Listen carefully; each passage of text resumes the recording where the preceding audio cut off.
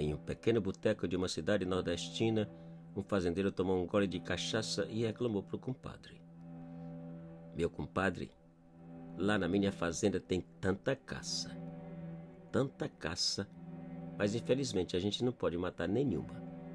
Nada. Nenhum peba. Você acredita? Oxente. E por quê, compadre? O danado do pai do mato não deixa, rapaz.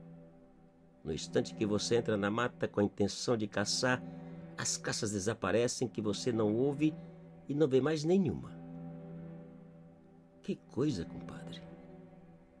Mas isso não é o pior. Depois que você cansa de procurar, o pai do mato aparece e aí vira um rebuliço. Uma coisa tão assustadora que ninguém tem coragem de caçar mais não. Mas, compadre, e o que é que você vai fazer com essa coisa? Sei não, compadre, sei não. A coisa tá tão feia que até os empregados querem deixar a fazenda. Naquele instante, numa mesa no canto do boteco, um senhor com um chapéu de couro e uma peixeira na cintura deu uma chupada no nariz, escarrou, foi até a porta, cuspiu e voltou dizendo: Desculpa a intromissão, meu senhor. É que eu ouvi a conversa de vocês e eu acho que posso dar um jeito nesse pai do mato. Verdade, amigo? E como? Você já matou um pai do mato? Ainda não, senhor. Mas eu e meus irmãos mais novos somos caçadores e caçamos qualquer bicho. Meu amigo, obrigado pela oferta, mas eu acho que o pai do mato não é bicho, não. Ninguém pode ir com ele, não, disse o fazendeiro.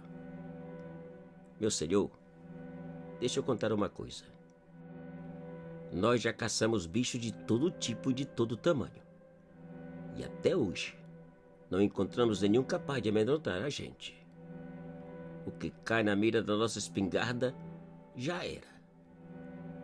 O fazendeiro ficou em silêncio por alguns segundos e perguntou: Você já ouviu as histórias que contam do pai do mato, meu amigo? Já sim. Para dizer a verdade, eu não acredito não. Para mim, o pai do mato é um bicho igual a qualquer um. O fazendeiro olhou para o compadre, sacudiu os ombros como dizendo: Fazer o quê, né?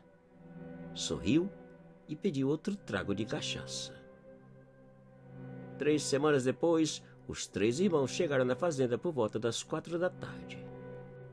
Cada um carregando um saco, uma espingarda pendurada no ombro, um revólver e uma peixeira na cintura.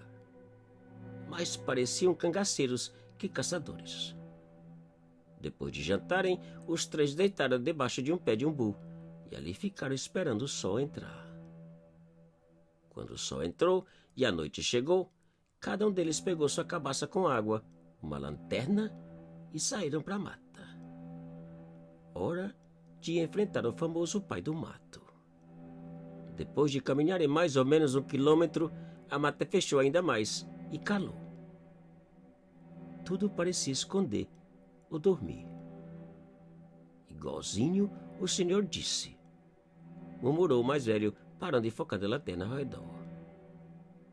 Será se o pai do mato vai aparecer? Perguntou o mais novo. Pouco mais adiante, eles pararam, acenderam fogo e ficaram esperando. O tempo passou e o pai do mato não aparecia. O silêncio era igual. Até que os 3 apagaram o fogo rapidinho e ficaram olhando em direção do assobio com as espingardas apontadas e engatilhadas. Será o pai do mato? Perguntou um dos irmãos. Sei não, respondeu o mais velho.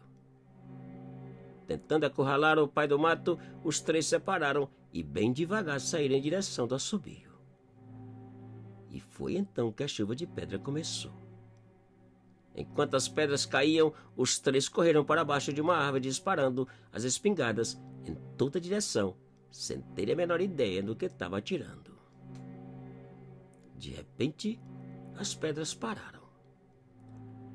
Por uns 5 minutos, os 3 não ouviram nada. Porém, pouco mais adiante, o silêncio foi quebrado e o pior começou.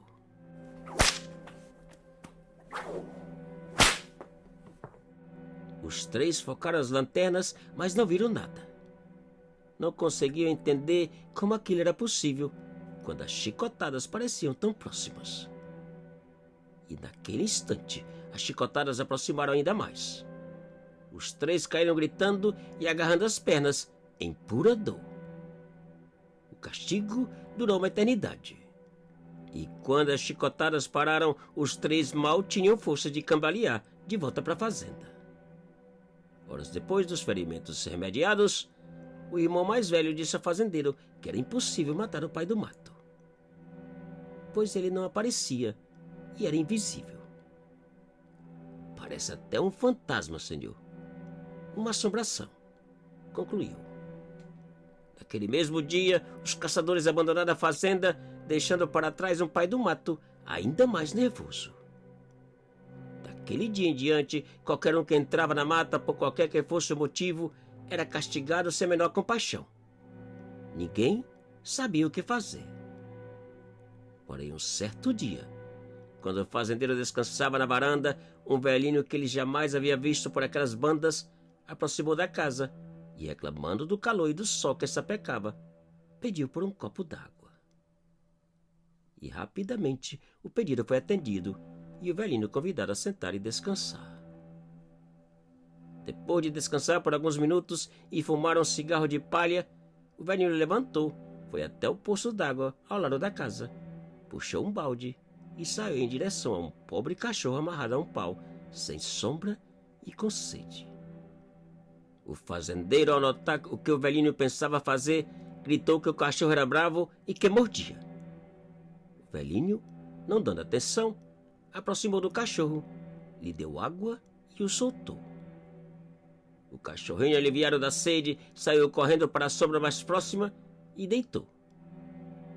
O velhinho voltou para a varanda e comentou que os porcos que gritavam no chiqueiro também mereciam melhor tratamento.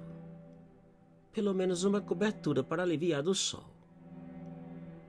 Depois de alguns minutos, calado, o velhinho olhou para o fazendeiro, agradeceu pelo tratamento e disse: Meu amigo, sabe de uma coisa?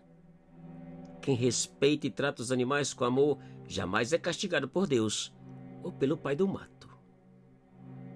E levantando, acrescentou: e até esquecendo, deixa sempre um pouco de tabaco na entrada da mata. O pai do mato adora fumar. Então logo o velhinho saiu, todos os seus conselhos foram rapidamente atendidos. O chiqueiro foi parcialmente coberto e o cachorro permaneceu solto e bem tratado. A pedido do fazendeiro, todos os dias um saquinho de tabaco era deixado na boca da mata. E desde então, o pai do mato jamais voltou a aparecer ou atacar. Quanto ao velhinho, até hoje o fazendeiro não tem a menor ideia de onde veio, para onde foi ou quem era.